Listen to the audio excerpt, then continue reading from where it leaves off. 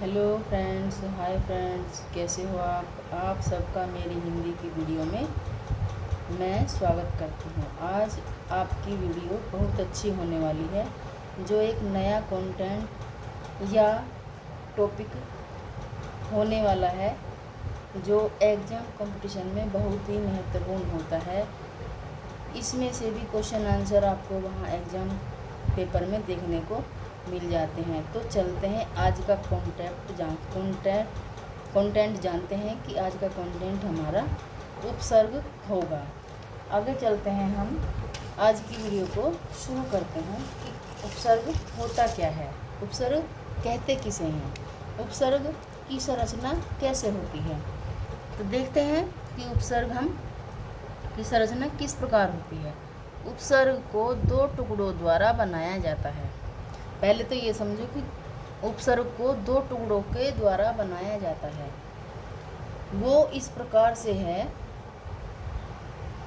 फिर वह नया शब्द बनाता है, फिर वह एक नया शब्द बनाता है, फिर वह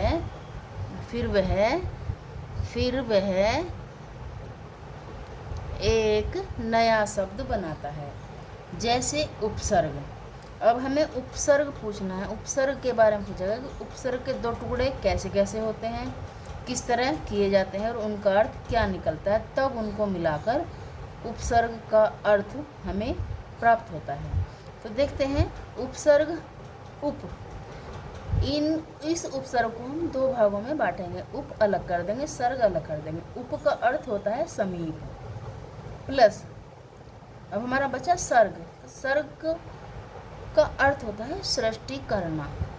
उपसर्ग, उप का मतलब समीप, सर्ग का मतलब सृष्टि करना का अर्थ होता है। अब इन दोनों का अर्थ हो जाएगा किसी शब्द के समीप आकर नया शब्द बनाना। इस प्रकार यह उपसर्ग कहलाता है। इस तरह से यह उपसर्ग कहलाता है।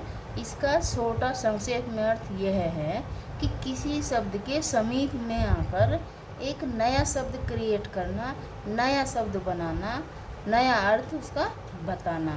इस प्रकार यह उपसर्ग कहलाता है। अब देखते हैं हम उपसर्ग की परिभाषा। वे शब्दांश जो किसी शब्द के आरंभ में लगकर उनके अर्थ में विशेषता ला देते हैं। इन्होंने बताया है कि वे शब्दांश शब्द के अर्थ किसी शब्द के शुरू में लगकर उनके अर्थ में विशेषता यानी कि बदलाव ला देते हैं अथवा उसके अर्थ को बदल देते हैं, उसे हम उपसर्ग कहलाते हैं या फिर कहते हैं या फिर वे उपसर्ग कहलाते हैं। जैसे अब देखते हैं हम इन्हें उदाहरण सहित। तो उदाहरण हमारा होता है, पहला शब्द आता है हमारा पराक्रम।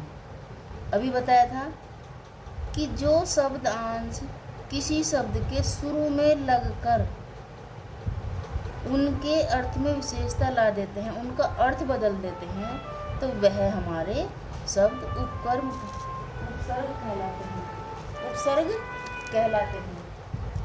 उपसर्ग कहलाते हैं। दूसरा उदाहरण हमारा पराजय। यहाँ भी हमारा अगर हमारा परा अलग हो जाता, जय अलग हो जाता, तो कोई अर्थ निकलता नहीं, क्योंकि जय का तो निकल जाएगा, लेकिन परा दोनों का अर्थ अलग अलग होने पर तो एक साथ दोनों अर्थ मिलकर एक नया शब्द बनाते हैं। लेकिन जिस शब्द की हम पूर्ति करना चाहते हैं वो शब्द अलग अलग इसके ना होने से सिर्फ इसी का ही, इन दोनों वर्णों का ही आपको अर्थ मिलता। ठीक है, तो अब हमने यहाँ पराजय लगाकर हमने इस शब्द के अर्थ को बदल दिया। अगला उदाहरण हमारा पराधीन। जब हमने इसमें परा जोड़ दिया तो हमारा हो गया पराधीन। पराधीन माने, आप बताओ पराधीन माने होता क्या है। अगला शब्द है हमारा पराभूत, दूसरे के वश में होना। पराधीन, दूसरे के वश में होना। ठीक है, पराभूत, पराधीन, ये सब हमारे उपसर्ग के उदाहरण होते हैं। ठीक है, यहाँ तक आया होगा समझ में, मुझे ऐसी आशा लगी है आप सबसे। अच्छा, अब देखते हैं हम संस्कृत में शब्द के पहले लगने वाले कुछ निश्चित शब्दांशों को उपसर्ग कहा जाता है। यहाँ हमने सही समझ लिया है कि जो शब्द हमारे शब्द के शुरू होने से पहले शब्दों के अंशों में लग जाते हैं उनको हम उपसर्ग कहते हैं।